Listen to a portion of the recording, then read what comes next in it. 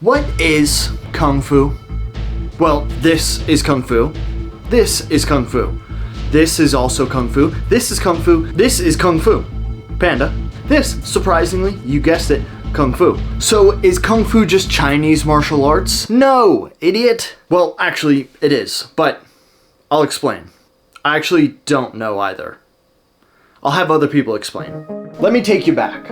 January 22nd, 2024. I was actually practicing Kung Fu, specifically Sanda. I was in a town called Lubbock, Texas, with the national Sanda team for the US.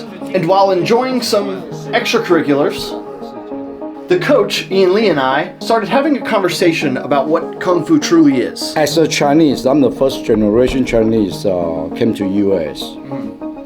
My Chinese is pretty decent. I think there's a little bit misunderstanding for Kung Fu. What does that mean exactly? Yeah. Kung Fu can mean so many things.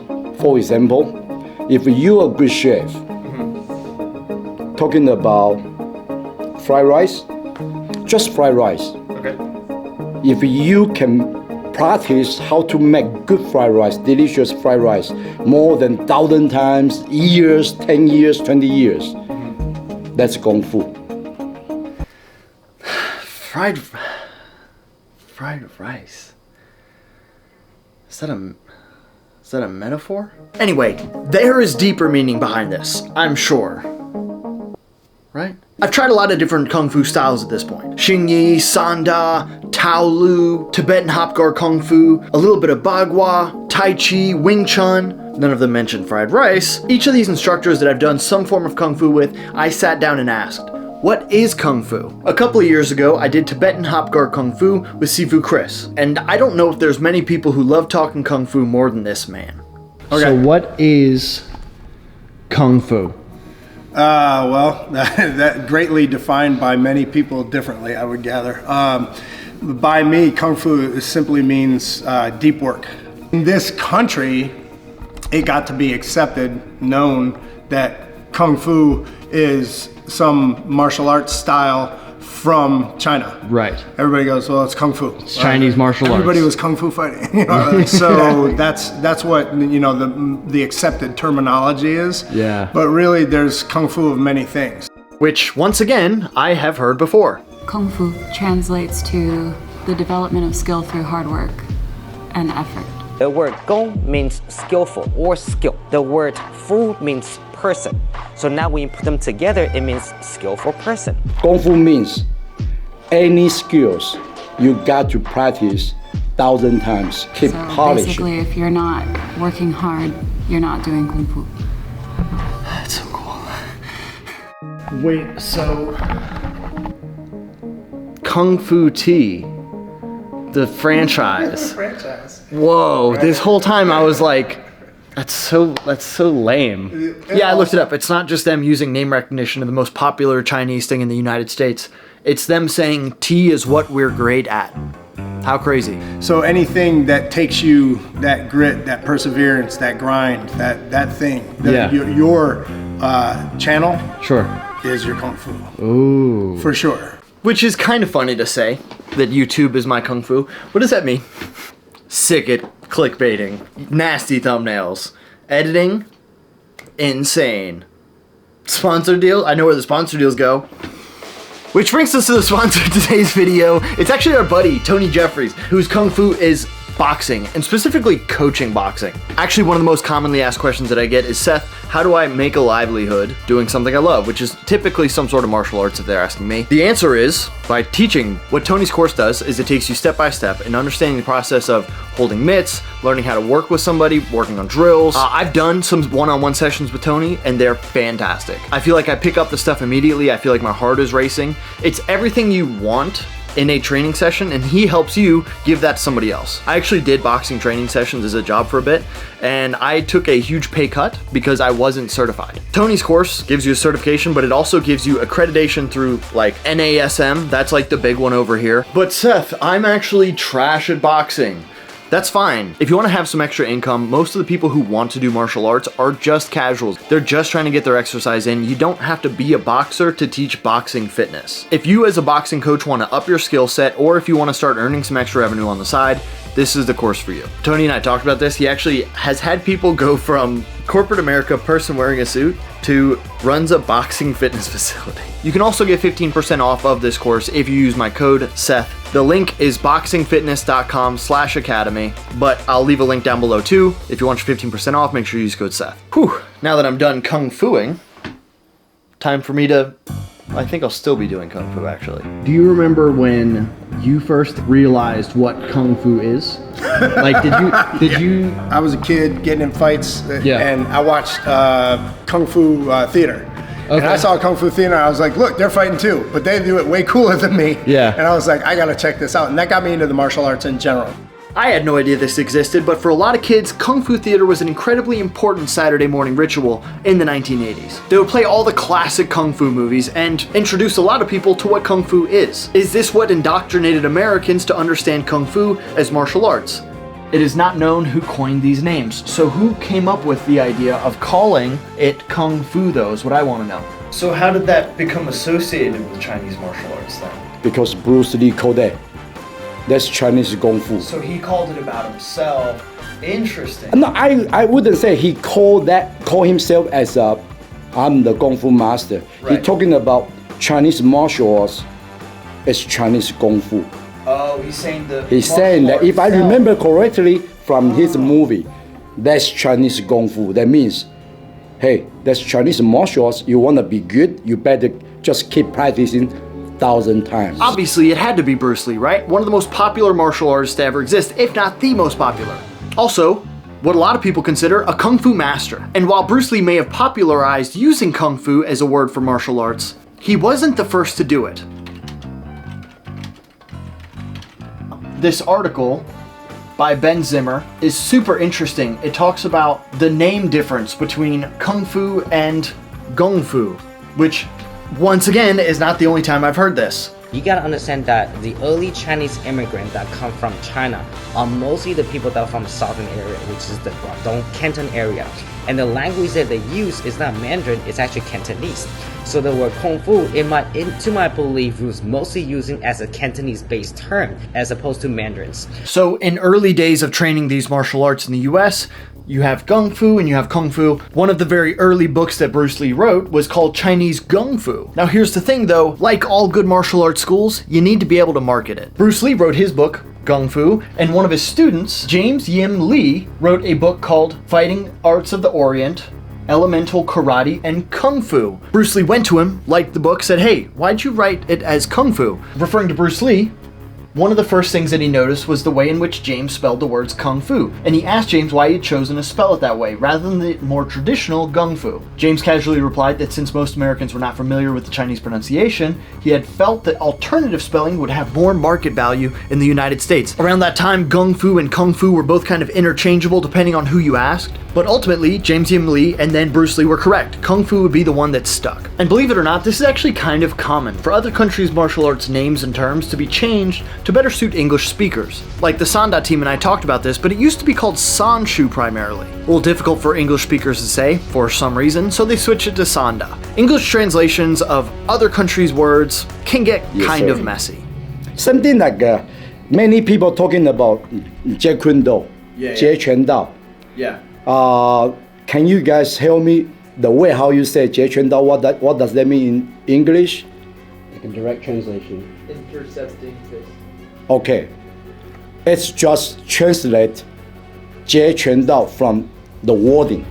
But Jeet Kune Do, the real meaning, Jie means adapt. Any useful skills, I want to learn from that. Quan means fist, but it's if you translate as fist, that's not correct. Quan here means martial arts, fighting skills. Jeet Kune Do, I want to adapt any kind of different skills as long as they are useful for me. Interesting. So that's we shouldn't translate the word, the wording from how it looks like. Right. My English correct? Hell Yeah, that's pretty sick. Thank you so much. Yeah, After I drink, my English always much better. But even further back than that, originally in the US, John Dudgeon, 1895, wrote an essay called Kung Fu or Taoist Medical Gymnastics, which Okay, yeah, sure. The title implies that Kung Fu was understood to be connected to certain Taoist exercises practiced to regulate one's vital energy, or qi. The term was also related to a particular method for preparing or serving tea. Kung Fu tea! Dang it! It was likely only in the 20th century that the Taoist term became connected to martial arts, which more typically had been known as wushu, which, once again, is not the only time I've heard this. Because I know the Chinese, like wushu. Wushu is the Chinese martial arts. Oh, Yeah. okay. So when you say wushu, it's not necessarily contemporary wushu as we know it. Right. It's actually martial arts. Chinese martial arts. Yeah. But obviously not all roots of Kung Fu are fighting based. Lots of traditional Kung Fu styles are based in Chinese medicine. Yin and yang, qi, energy, spirit, all that stuff. And not many people would know as much about this as Imari does. How would you explain like an internal art versus a combat system? Well, I guess a simple way to think of it is externally you're focused outside, right? Where internally you're focused inside. Okay. You're focused on the subtleties happening within your body. You're focusing on the energy in your body. And you're learning how to work with that first and then using it outside, right? There is all the philosophy behind it, the ethic and the spirit. It is all at the core of what we do. What do you mean by spirit? Like an aura. Ooh, like an Maybe. aura. Yeah, kids love to use that word now. Aura plus 1,000. I did a video recently where we talked about energy, and I couldn't quite wrap my head around, like, well, where does the energy come from? Right. Because I think I was thinking of it much more literally than he was. I think it can be. Okay. Right. So I think a lot of these concepts can have very tangible explanations. Okay. It's just a matter of if it has been explained in that way yet or not. Like, has science figured it out yet? Yeah. Right. Qigong is energy work, right?